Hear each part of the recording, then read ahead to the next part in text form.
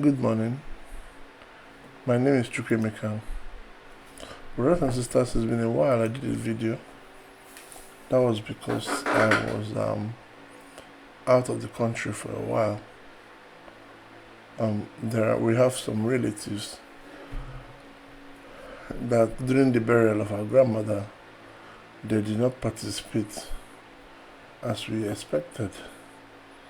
And so the family decided that someone should go to make sure everything was okay.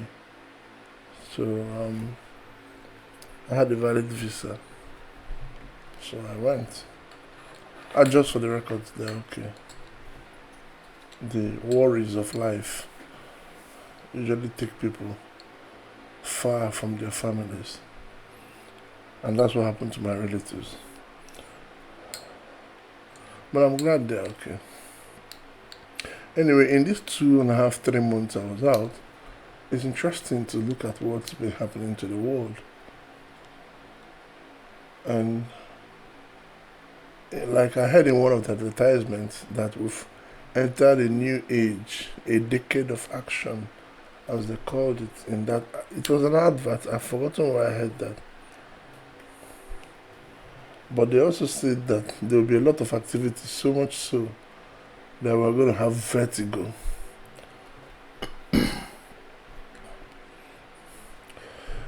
And I do not doubt that at all.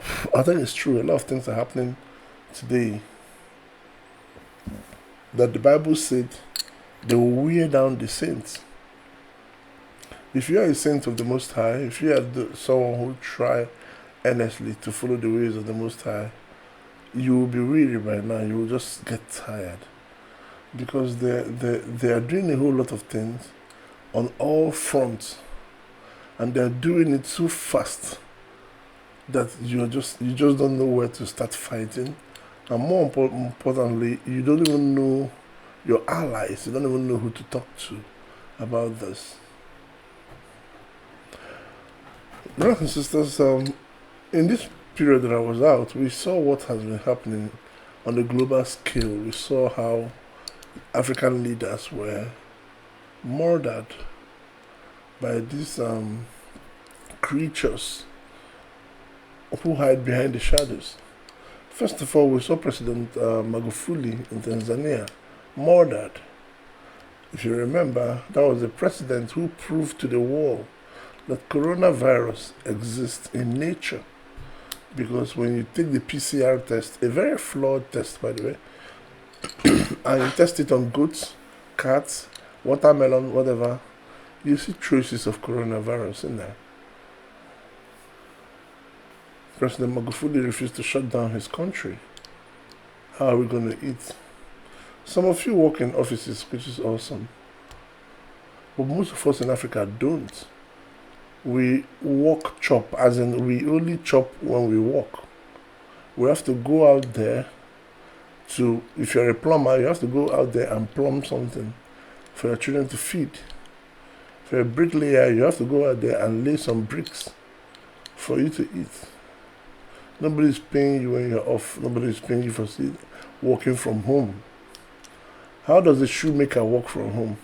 How does a tailor work from home? How does a panel beater work from home? So this president, understanding that humanity is not what the Caucasians are touting, refused to bring hardship to their people. And we saw that they were murdered. They said Magufuli had a heart condition. I've never seen a more active human being, a more active leader than that. Magufuli has a heart condition, yet Paul Biya in Cameroon is still alive. And yet the creature we have in Aso Rock is still alive.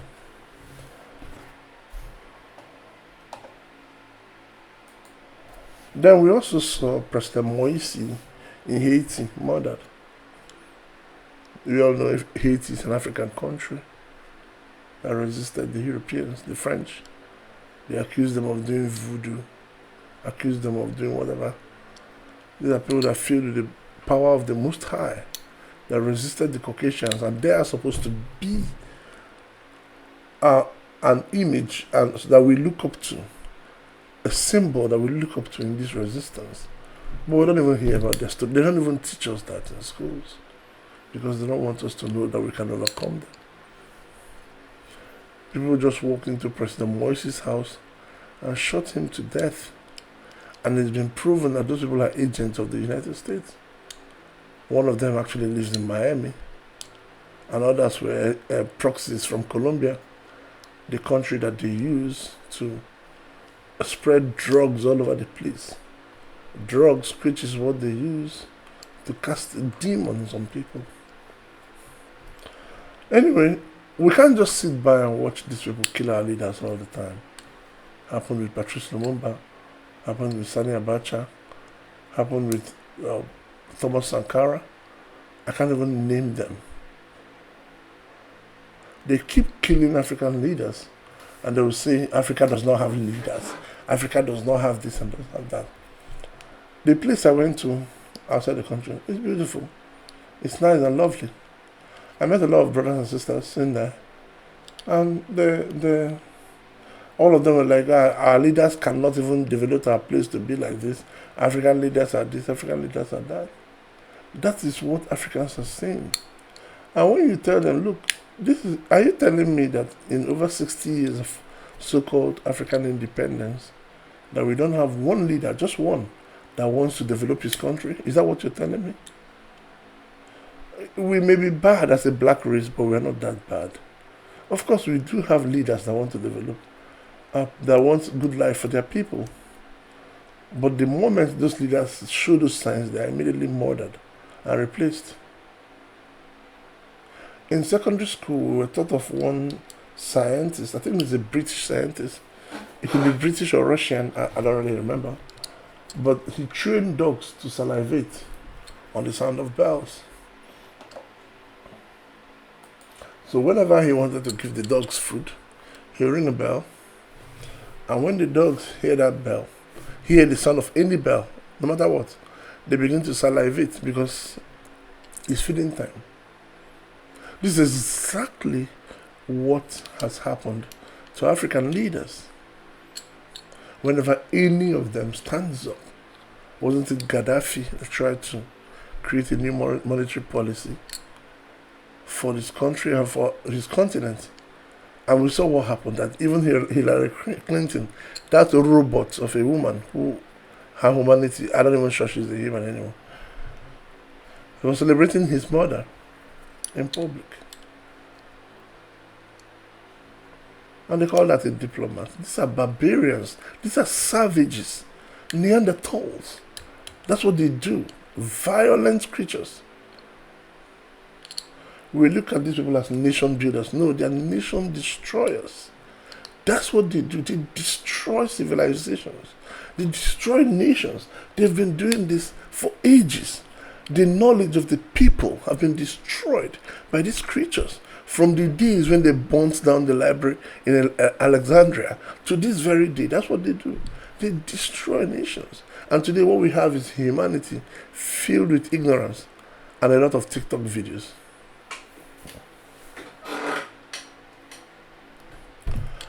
We should know who is against us and who is not.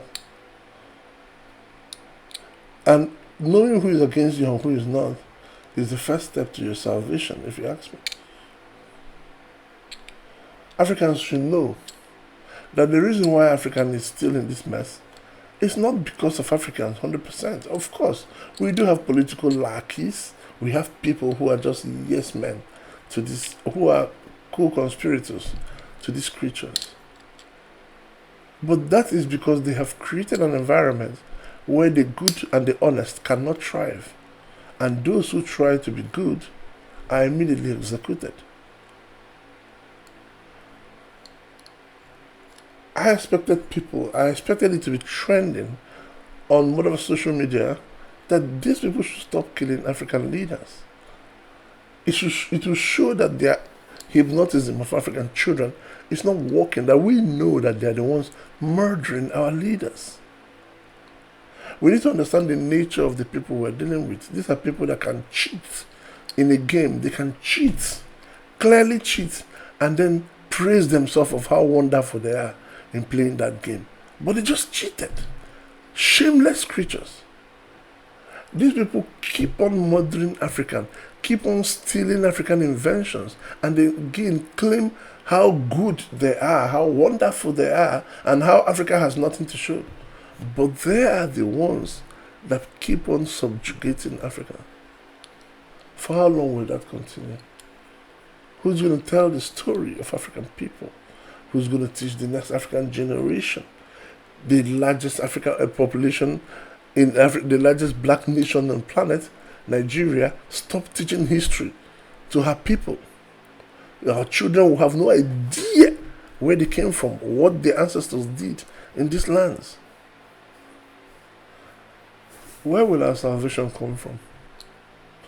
Are we going to be subjugated forever? Are we created to be subjugated forever? Brothers and sisters, do your part to educate the people around you, as I'm doing my part to educate you. I know most of you already know what I'm saying, but what you know must be spoken. People must know about it. People must know that in these lands live a people who created civilizations that were happy and fair. And then came some Neanderthals that destroyed it in the name of religion or whatever. Speaking of religion, you see what's happening in our homeland. I won't even talk about that. Or maybe in a future video I'll talk about that. We all see what's happening. For those of you who are IPOBians, I hope those of you who are IPOBians and live in Igbo land, I hope you're also seeing what's going on. But I won't talk about that now. I don't really have time for it. Important thing is for us to know who is against us and who is not against us. And we cannot be one. I mean, traveling outside the country gave me an opportunity to clearly see that we cannot be one with those who we seek oneness with. It's not possible. But at the end of the day, we Africans need to know that these are the people that kept us where we are. We are not here because we are not capable of being somewhere else. We are here because we are deliberately kept here. And this is how they do it. They do it by killing our leaders that are supposed to lead us out of this disaster. There is no civilization without leadership. There is no civilization without people who direct the affairs of the state. And they know that. On your own, you can do very little. But with a good leadership, with people behind them, they can lead you out of the Stone Age war, out of whatever situation you're in. And they know that. So they can pick our leaders and give us this crap. How many Nigerians know that the president of Cameroon has been there since 1980? How many Nigerians know that? We don't even know the man's name, but he has been there. And nobody's talking about it. Paul Biya, of course, now he's a vegetable, but he is still the leader of Cameroon. Nobody's talking about it because he is their lackey. But we were all hearing about how Mugabe is stealing land, how Mugabe is doing this, because Mugabe was against them. Mugabe was a Pan-Africanist. When you go against them, that's when they give you names. But if you are one of them, they perpetuate in power. We are all not one. We are not one. But hopefully one day somebody will hear it. But African children need to know that the reason we are where we are, the reason we are at the bottom of the table, not even present at the table, is because of these people, not because of our leaders. Our leaders, we can handle our leaders. Our leaders do not have a perpetual plan to subdue and subjugate us. They don't have that. But these people do. And so they handpick the leaders that will achieve that for them. As long as we put pressure on ourselves not to be lackeys to these people, we will be independent. May the Most High of Majesty bless us. Salam.